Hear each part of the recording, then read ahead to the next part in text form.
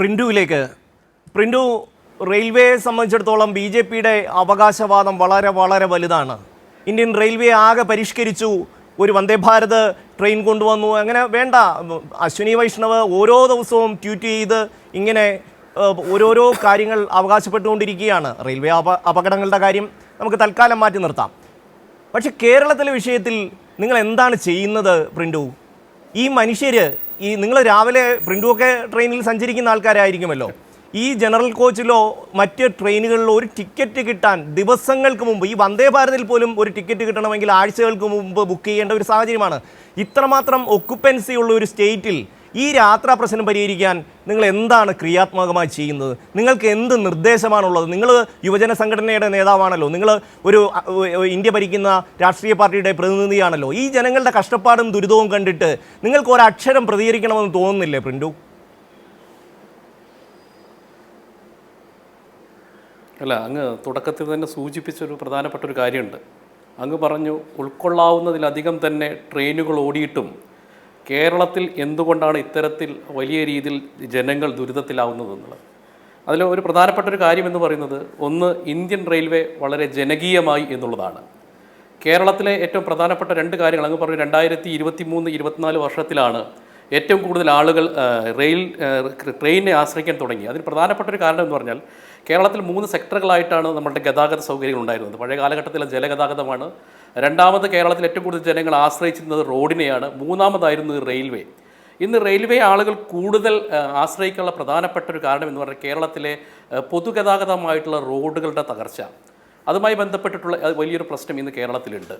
രണ്ടാമത് നമുക്കറിയാം, ഈ റെയിൽവേയെ സംബന്ധിച്ചിടത്തോളം ഏറ്റവും കൂടുതൽ ഇന്ത്യയുടെ ചരിത്രത്തിൽ തന്നെ ബ്രിട്ടീഷ് പീരീഡിന് ശേഷം കേരളത്തിൽ ഏറ്റവും അധികം റെയിൽവേ വികസനമുണ്ടായത് കഴിഞ്ഞ 10 വർഷമായിട്ടാണ്.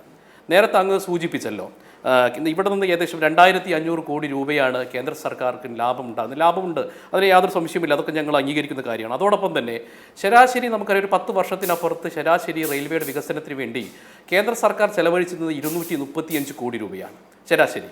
എന്നാൽ ഇന്ന് നോക്കുക, കഴിഞ്ഞ ബഡ്ജറ്റിൽ പോലും കേരളത്തിൻ്റെ വികസനത്തിന് വേണ്ടി 3500 കോടി രൂപയാണ് ചിലവാക്കിയിട്ടുള്ളത്.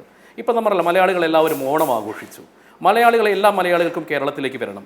20 സ്പെഷ്യൽ ട്രെയിനുകളാണ് മലയാളികളുടെ ഓണാഘോഷത്തിന് വേണ്ടി കേന്ദ്ര സർക്കാർ അനുവദിച്ചിട്ടുള്ളത്.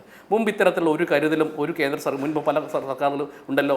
നരേന്ദ്രമോദി സർക്കാർ വന്നതിന് ശേഷമാണ് സ്പെഷ്യൽ ട്രെയിനുകൾ ഈ സീസണിനകത്ത്, ഓണം വരുന്ന സമയത്ത്, ഫെസ്റ്റിവൽ സീസണിനകത്ത് സ്പെഷ്യൽ ട്രെയിനുകൾ ഇട്ടുകൊണ്ട് കേരളത്തിലേക്കുള്ള ആളുകളുടെ വരവിനെ സുഗമമാക്കുന്ന പ്രക്രിയയുമായിട്ട് മുന്നോട്ട് പോകുന്നത്. അതോടൊപ്പം തന്നെ അങ്ങ് സൂചിപ്പിച്ച പ്രധാനപ്പെട്ട ഒരു കാര്യം എന്ന് പറഞ്ഞാൽ, കേരളത്തിലെ KSRTC. ഇപ്പോൾ KSRTC വളരെ പ്രധാനപ്പെട്ട ഒരു പൊതുഗതാഗത മാർഗമായിരുന്നു. ഇപ്പം നിങ്ങൾ നോക്കി, കഴിഞ്ഞ ഓണ സീസണിനകത്ത് ഞാൻ KSRTCയിൽ സഞ്ചരിച്ച ഒരാളാണ്, ട്രെയിനിലും സഞ്ചരിച്ച. ട്രെയിനിൽ എന്തുകൊണ്ടാണ് ആളുകൾ ഇത്രത്തോളം കൂടാൻ കാരണം, KSRTCയിൽ ഉണ്ടാകുന്ന അമിതമായിട്ടുള്ള കൊള്ള ലാഭത്തിലെടുക്കുന്ന യാത്രാക്കൂലി, അതൊരു പ്രശ്നമാണ്. അങ്ങനെ വരുന്ന സമയത്ത് സ്വാഭാവികമായിട്ട് സാധാരണക്കാരായിട്ടുള്ള ജനങ്ങൾ പോലും റെയിൽവേ ആശ്രയിക്കുന്ന ഒരു സാഹചര്യം കേരളത്തിലുണ്ട്. അത് വളരെ പ്രധാനപ്പെട്ട ഒരു കാര്യമാണ്. അതോടൊപ്പം തന്നെ നിങ്ങൾ അങ്ങ് അടിച്ചാക്ഷേപിച്ചുകൊണ്ട് കേരളത്തിൽ ഒരു വികസനവും വരില്ല, കേരളയിൽ വന്നാൽ മാത്രമാണ് കേരളത്തിൽ ഒരു ശാശ്വത പരിഹാരമെന്ന് അങ്ങ് മുൻകൂട്ടി പറഞ്ഞു. അപ്പോൾ അതിനർത്ഥം അങ്ങ് ഉദ്ദേശിക്കുന്നത് എന്താണെന്ന് നമുക്ക് കൃത്യമായിട്ട് മനസ്സിലാക്കാൻ സാധിക്കുമല്ലോ. ഈ കേരളത്തിൽ ഈ നരേന്ദ്രമോദി സർക്കാർ അധികാരത്തിൽ വന്നതിന് ശേഷം മെമു ട്രെയിനുകളടക്കം 37 പ്രത്യേക ട്രെയിനുകളാണ് കേരളത്തിന് അനുവദിച്ചിട്ടുള്ളത്.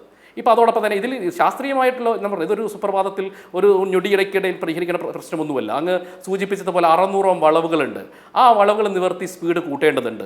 രണ്ടാമതൊരു സാഹചര്യം, ഇപ്പോൾ 2 വരി പാതയുള്ള പ്രദേശങ്ങളുണ്ട്. 2 വരിയിൽ നിന്ന് 3 വരി പാതയിലേക്ക് കേരളം മാറിക്കൊണ്ടിരിക്കുകയാണ്. അതുമായി ബന്ധപ്പെട്ട് അതിൻ്റെ അലൈൻമെൻറ്റിൻ്റെ പ്രവർത്തനങ്ങളുമായിട്ട് മുന്നോട്ട് പോവുകയാണ്.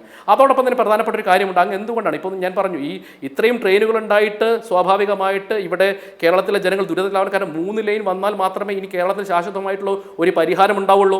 അപ്പോൾ 3 ലൈൻ പാത വരണമെങ്കിൽ എന്തുണ്ടാവണം? കേരളത്തിൽ കേന്ദ്ര സർക്കാരിൻ്റെ കണക്ക് പ്രകാരം 459.54 ഹെക്ടർ ഭൂമി ഏറ്റെടുത്താൽ മാത്രമാണ് കേരളത്തിൽ 3 വരി പാത അനുവദിക്കാൻ സാധിക്കുകയുള്ളൂ. പക്ഷേ ഇന്ന് സംസ്ഥാന സർക്കാർ ഏറ്റെടുത്ത് അല്ലെങ്കിൽ അലൈൻമെൻറ്റ് പ്രകാരം എടുത്തു കൊടുത്തിട്ടുള്ളത് 62.83 ഹെക്ടർ ഭൂമി മാത്രമാണ്. കേന്ദ്ര സർക്കാർ പറയുന്നത് കൃത്യമായിട്ടുണ്ട്, നിങ്ങൾ റെയിൽവേയുമായി ബന്ധപ്പെട്ട് റെയിൽവേ അലൈൻമെൻറ്റ് ആയിക്കോട്ടെ, സ്ഥലമെടുക്കലുമായി ബന്ധപ്പെട്ടോ അത് കൃത്യമായി നടപ്പിലാക്കി കഴിഞ്ഞാൽ കേരളത്തിന്റെ വികസനത്തിന് വേണ്ടി എത്ര പണം തരുവാനും നിങ്ങൾ അതുമായി ബന്ധപ്പെട്ട് എന്തെങ്കിലും ചെയ്തിട്ടുണ്ട്? ഇപ്പം നിങ്ങൾ പറഞ്ഞു, ഞാൻ പറഞ്ഞു അദ്ദേഹം സംഘപരിവാർ രാഷ്ട്രീയത്തിന്റെ പ്രതിനിധിയാണ്, സ്വാഭാവികം. പക്ഷേ അദ്ദേഹത്തിന് കാര്യങ്ങൾ പറയുമ്പോൾ അദ്ദേഹത്തിന്റെ വാദങ്ങളെ സാധൂകരിക്കാൻ സത്യസന്ധതയോടുകൂടിയുള്ള വിവരങ്ങൾ പറയുകയാണെങ്കിൽ അതല്ല നമുക്കൊക്കെ സ്വീകാര്യമാവുക. അദ്ദേഹം പറയുന്നു 10 വർഷത്തിനിടയിൽ ചെലവഴിക്കപ്പെട്ട പണത്തെ സംബന്ധിച്ച് അദ്ദേഹം പറയുകയാണ്. അവതാരകൻ ഉൾപ്പെടെ നിർബന്ധമായും അറിയിച്ചിരിക്കുമല്ലോ, അല്ലെങ്കിൽ പാസഞ്ചേഴ്സ് പ്രതിനിധി, അദ്ദേഹം ഏതെങ്കിലും ഒരു രാഷ്ട്രീയ പാർട്ടി പ്രതിനിധിയാണ് ഞാൻ കരുതുന്നില്ല, അദ്ദേഹത്തിന് ഉൾപ്പെടെ അറിയാലോ. അങ്കമാലി ശബരി പാത കൊല്ലം എത്രയായി? കേരളം ഗതികെട്ട് നിങ്ങളോട് പറഞ്ഞു, യൂണിയൻ ഗവൺമെന്റിനോട് പറഞ്ഞു, ഇതിന്റെ ചെലവിന്റെ നല്ലൊരു ഭാഗം ഞങ്ങൾ വഹിക്കാം. DPR സമർപ്പിക്കുന്നു, സമഗ്ര സ്ഥലമേറ്റെടുപ്പിന് പദ്ധതി മുമ്പോട്ടേക്ക് വെക്കുന്നു. എത്ര കൊല്ലമായി 10,000 വരുന്ന ശബരിമല തീർത്ഥാടകർ ഉൾപ്പെടെയുള്ള വിശ്വാസി സമൂഹത്തിന്റെ പ്രശ്നങ്ങളോട് യൂണിയൻ ഗവൺമെന്റിന്റെ സമീപനം എന്താണ്? കേരളത്തിലാണോ? ഞങ്ങൾ തരില്ല എന്നുള്ളതാണ്. ഇപ്പൊ ചെങ്ങന്നൂർ ശബരിപാത പുതിയ അലൈൻമെന്റ് എടുക്കാൻ വീണ്ടും പറഞ്ഞു. ഏത്?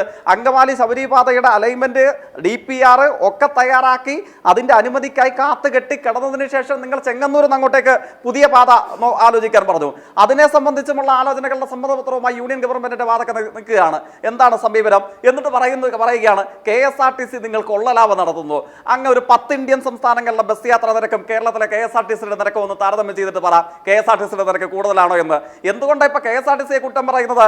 KSRTC സമീപ ചരിത്രത്തിൽ ആദ്യമായി മഹാഭൂരിപക്ഷം വരുന്ന ഡിപ്പോകൾ 74 ഡിപ്പോകൾ സ്വതന്ത്രമായി ലാഭത്തിലേക്ക് വന്നിരിക്കുന്നു. കേരളത്തിന്റെ പൊതുഗതാഗത സംവിധാനം വികസിക്കുകയും ജനങ്ങൾ വിശ്വാസത്തോടുകൂടെ അവരുടെ പ്രയാസങ്ങളെ അഡ്രസ് ചെയ്യാൻ കഴിയുന്ന നിലയിൽ അത് വികസിക്കുകയും ചെയ്തിരിക്കുന്നു. അപ്പോൾ KSRTCയുടെ ടിക്കറ്റ് നിരക്ക് കൂടുതലാണ് എന്ന നട്ടാക്കുരക്കാത്ത നുണയുമായിട്ട് ഇറങ്ങിയിരിക്കുകയാണ്. ഇപ്പോൾ ഇന്ത്യൻ റെയിൽവേയുടെ വളർച്ചയെക്കുറിച്ച് പറയുന്നു. ഫസ്റ്റ് പോസ്റ്റിന്റെ സമീപത്തിറങ്ങിയ ഒരു ലേഖനത്തിന്റെ തലവാചകം എന്താണെന്ന് അങ്ങേക്കറിയുമോ? സമയം കിട്ടുമ്പോഴെങ്കിൽ വായിച്ചു നോക്കണം. അത് ദേശാഭിമാനിയോ അല്ലെങ്കിൽ ഇന്ത്യയിലെ ഇടതുപക്ഷ രാഷ്ട്രീയത്തിന്റെ മുഖപത്രമൊന്നും അല്ലല്ലോ. How 2024 has been disastrous for the Indian railway so far. 2024 എന്ന് പറയുന്നത് ഇന്ത്യൻ റെയിൽവേയുടെ ചരിത്രത്തിലെ തന്നെ ഏറ്റവും ദുരന്തപൂർണമായ വർഷമായത് എങ്ങനെ? കാരണം എത്രയാണ്? 1000കണക്കിന് മനുഷ്യന്മാരാണ് കൊല്ലപ്പെട്ടത്.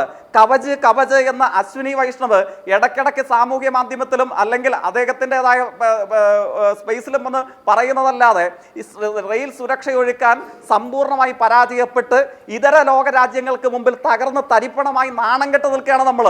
കാരണം ഇത്രയധികം റെയിൽ അപകടങ്ങളിൽ 1000കണക്കിന് വരുന്ന സാധാരണക്കാരും പാവങ്ങളും അവരുടെ ജീവിതത്തെ കൊലപ്പെടുത്തേണ്ട വന്ന മറ്റൊരു രാഷ്ട്രം സമീപത്തില്ല. എന്നിട്ടാണ് ഇവിടെ നിന്ന് പറയുന്നത് ഞങ്ങൾ വലിയ വികസനം കൊണ്ടുവന്നിരിക്കുന്നു, റെയിൽവേ ഞങ്ങൾ മാറ്റിമറിച്ചിരിക്കുന്നു, അതിനൂതനമായ സാങ്കേതിക വികസനങ്ങൾ കൊണ്ടുവന്നിരിക്കുന്നു എന്ന്. എത്ര റെയിൽ അപകടങ്ങൾ, എത്ര ആയിരങ്ങൾ, എത്ര തൊഴിലാളികൾ ഈ തീർച്ചയായും അപകടങ്ങളുടെ വിഷയം വളരെ വലുതാണ്. അത് നമുക്ക് തീർച്ചയായും ആ വിഷയത്തിലേക്ക് പോകാം.